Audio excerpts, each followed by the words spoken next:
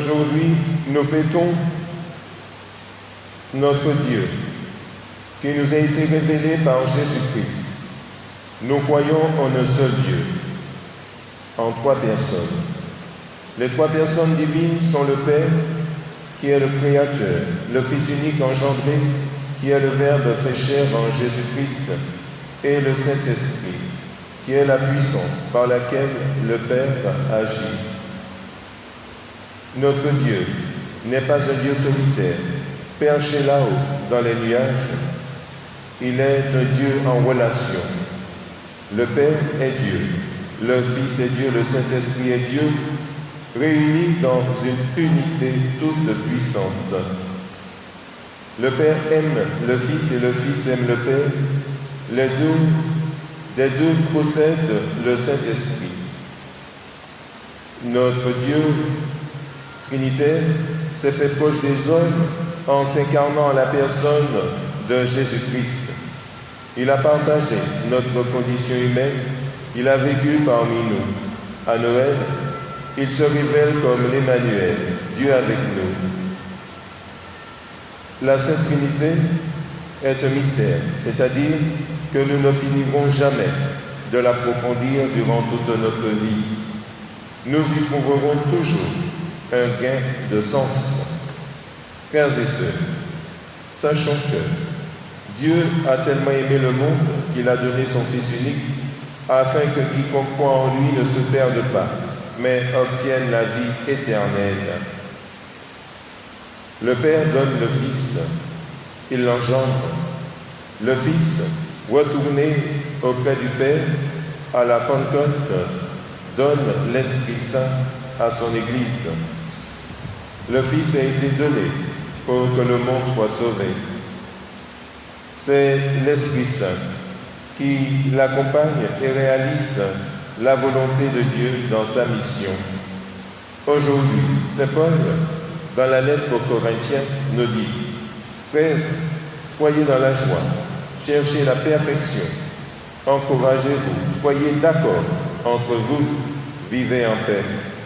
Saluez-vous les uns les autres par un baiser de paix. » Dans nos relations humaines, en famille, au travail, en Église, nous sommes appelés à prendre pour modèle la relation d'amour qui existe entre les trois personnes de la Trinité, Père, Fils et Esprit Saint. Frères et sœurs, comment vivre entre nous la vraie relation qui existe dans la Trinité? Il nous faut donner toute sa place à l'Esprit Saint dans notre vie. Il nous faut avoir le courage de mettre nos œuvres devant Dieu.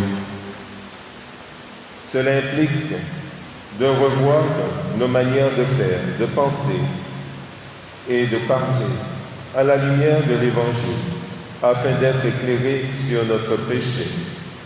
Ne cachons rien à Dieu de notre vie. En réalité, il voit tout, il sait tout de nous.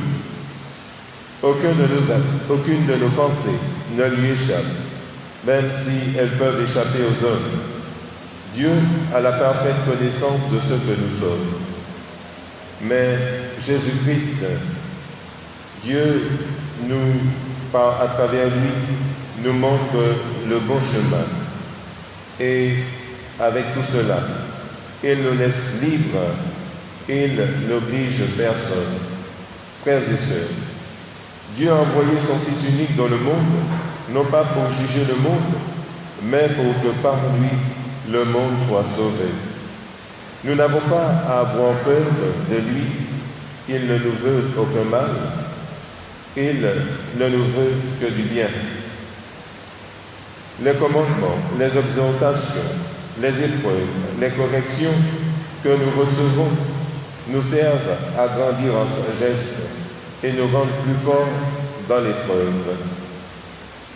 Frères et sœurs, ne nous cachons pas devant Dieu, ne fuyons pas son regard, ni ses conseils.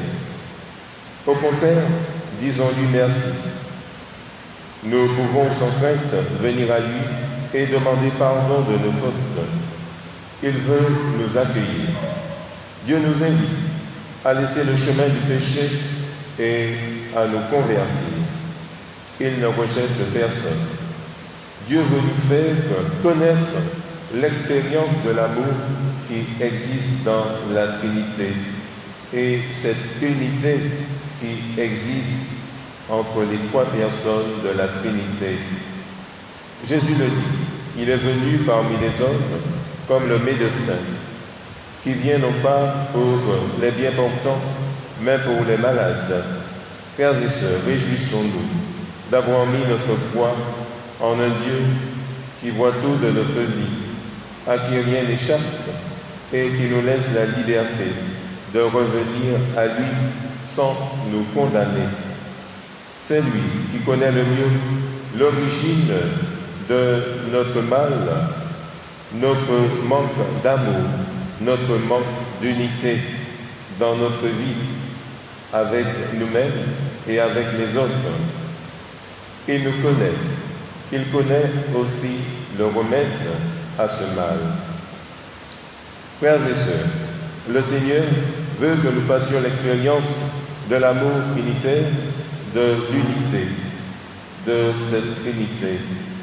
Il nous invite à nous arrêter et il nous invite à arrêter de nous regarder le nombril, de nous tourner uniquement vers nous-mêmes, égoïstement, vers nos problèmes, nos préoccupations et nos intérêts.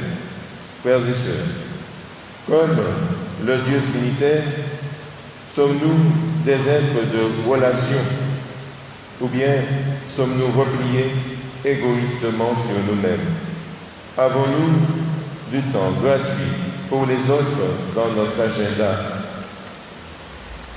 L'enfant qui vient au monde, on le sait, a besoin de relations.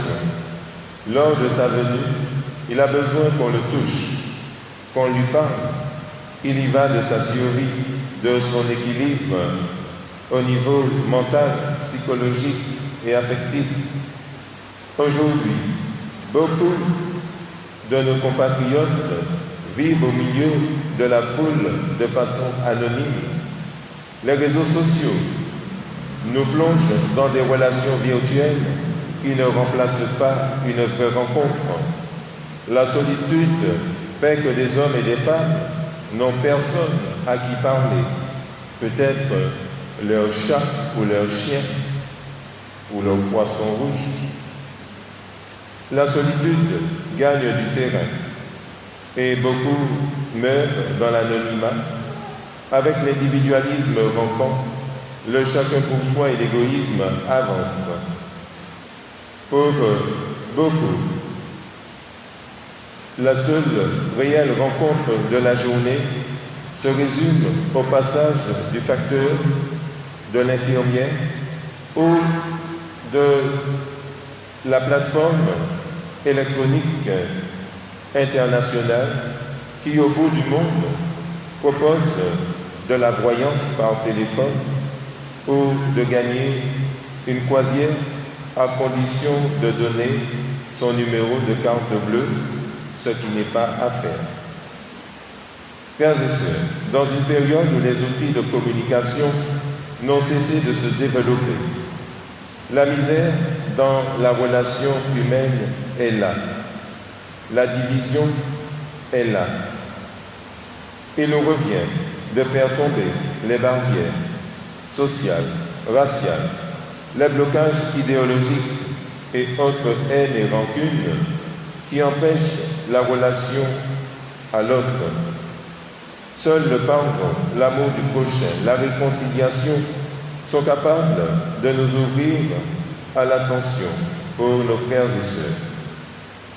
Si nous voulons vivre dans l'esprit de la Sainte Trinité, nous sommes invités à nous ouvrir à l'amour qui circule entre le Père, le Fils et l'Esprit Saint dans une unité toute puissante.